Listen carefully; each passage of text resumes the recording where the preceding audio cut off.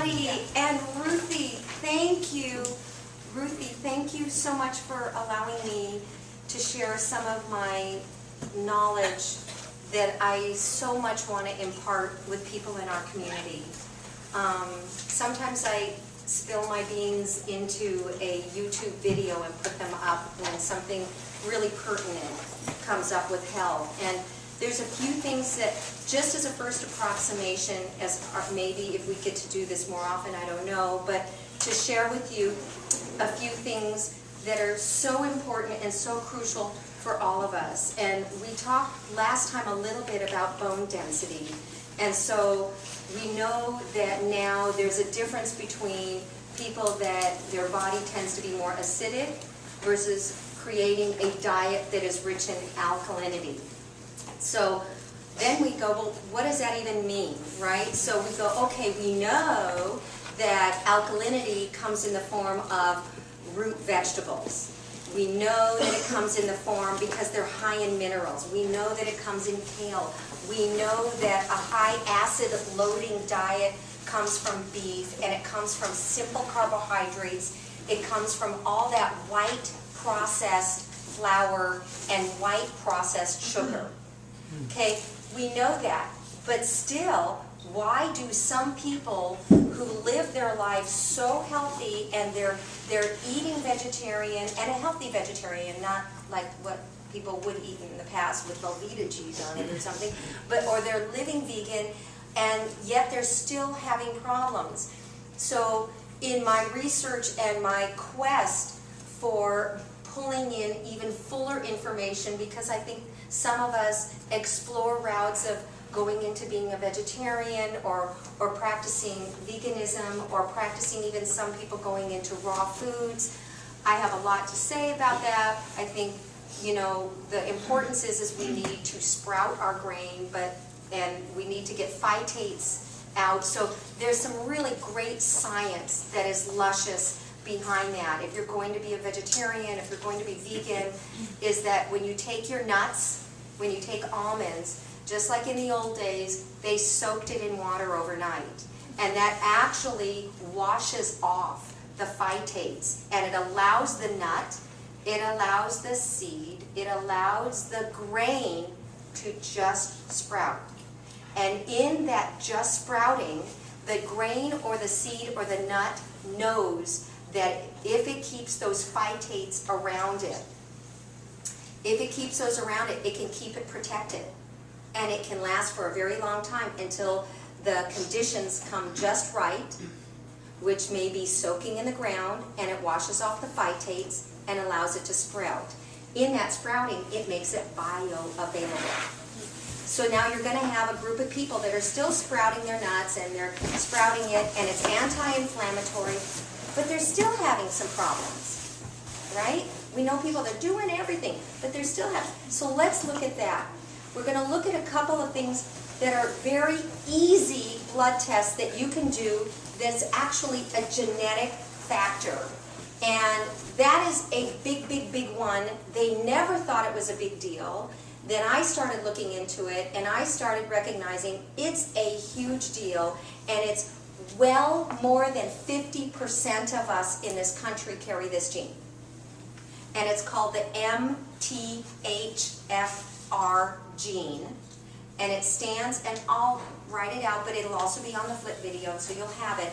It stands for methyl tetrahydrofolate reductase. What does that mean?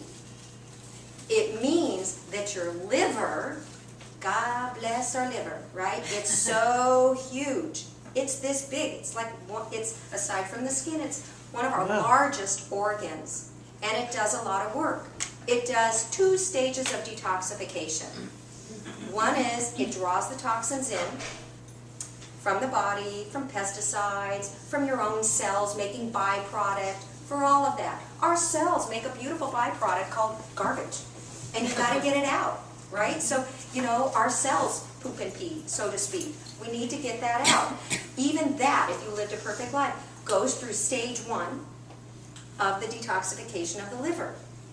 If you're someone like me, or my sons, or my mother, or more than 50% of our population that has this gene, you don't have the methyl. And the methyl is like the garbage man that attaches on to the toxin. This is called stage 2 detoxification. It attaches onto it and it draws it out. And it draws it out in one of two ways or two of two ways. One is into your intestines and you poop it out, which is why it's important to poop. Number two is, or number one, is it goes through the kidneys. Darn. You can pee it out, which is why it's important to drink water. Don't just go around in life doing things because people tell you to do it. If you know what's going on, and that's what I want to share with you, if you know what's going on, then you understand what you're doing and why you're doing it. Does that make sense? Yeah. Which is to me the greatest gift, because I don't like to follow around blindly. I like to understand it, and then I create the answers in myself, and my body gets it even better. So here's what happens. The new genre of people are going, they're running to the health food store, they're going to their nutritionist, or they're going to their doctor, I'm detoxifying, I'm detoxifying. And then within 3 years, they start to get sick. They start getting fibromyalgia. Things like Parkinson's. I mean, all kinds of diseases. They get confused in the head. They wander, and they get aches and pains in the body. All kind. Why? Highly likely they have the MTHFR gene, and they're detoxifying because they're taking all those herbs that are trying to push it out from the liver. But if the liver doesn't have the methyl ion, the garbage man, to attach to it to draw it out, the liver goes, man, there's so much going through, I gotta get it out, right? Because that's the body. So it's gonna spill it out into your bloodstream. And your bloodstream is gonna take it to your muscles. And your muscles those muscles can get achy in those people, kind of called fibromyalgia. Okay? It can also other diseases. It takes it up through the blood-brain barrier. And all that stuff that was supposed to go into your intestines and in through your renal area to be pooped and peed out, didn't. It got taken up there. So what do we see? People that get confusion, early set dementia, all kinds of things with the nervous system, Parkinson's again, some MS, depends on the different versions, and a whole host of a lot of illnesses. Wow. So I have made it, not to mention neuropathy.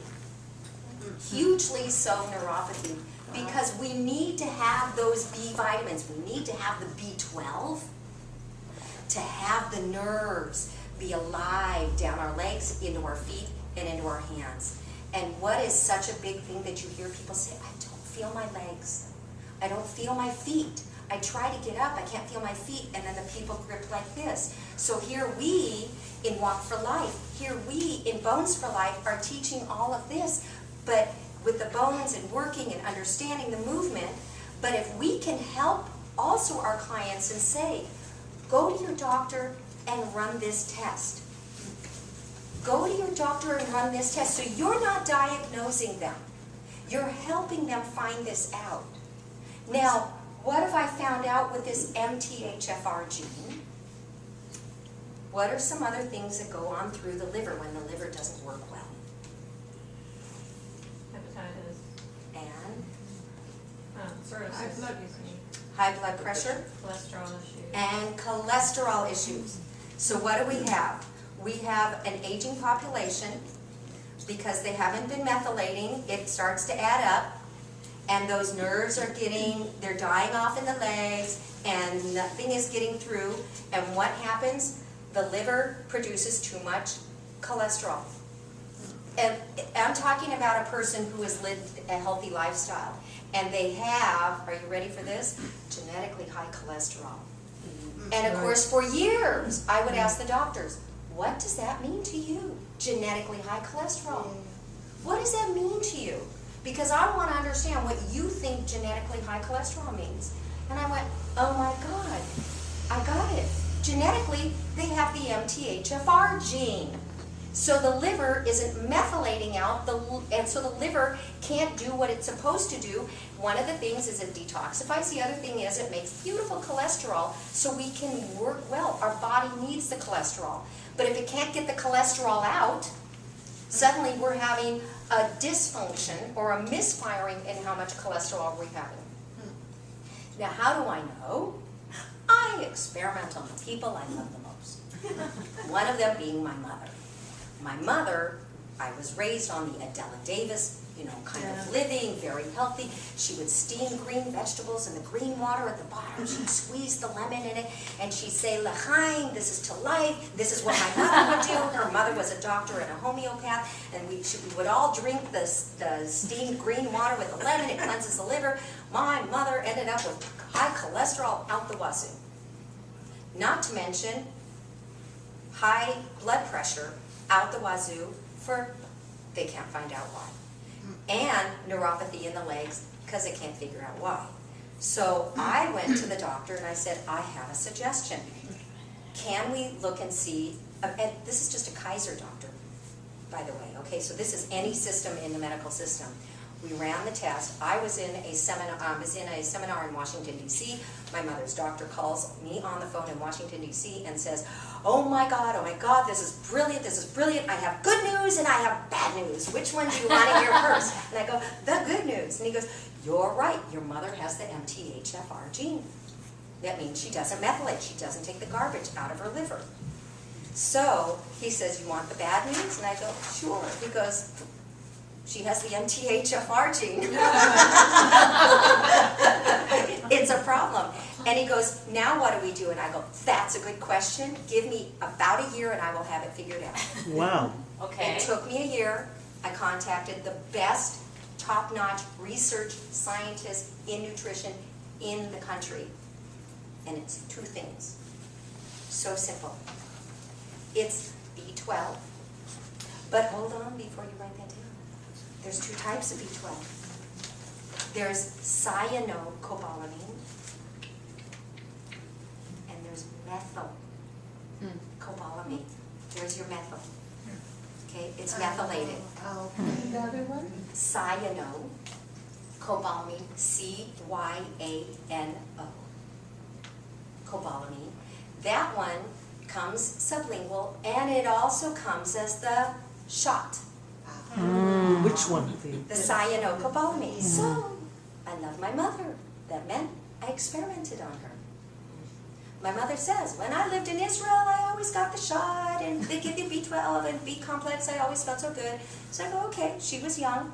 Give her the shot. Not gonna work, but give her the shot. So we went.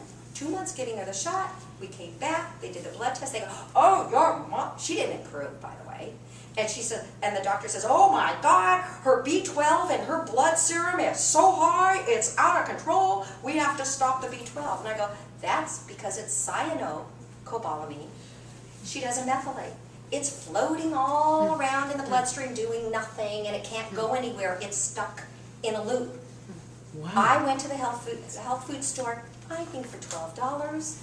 I bought methylcobalamin.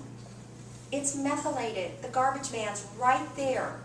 Goes in, gave her 5,000 micrograms. You can give up to 12,000, but I take 1,000 and 2,000.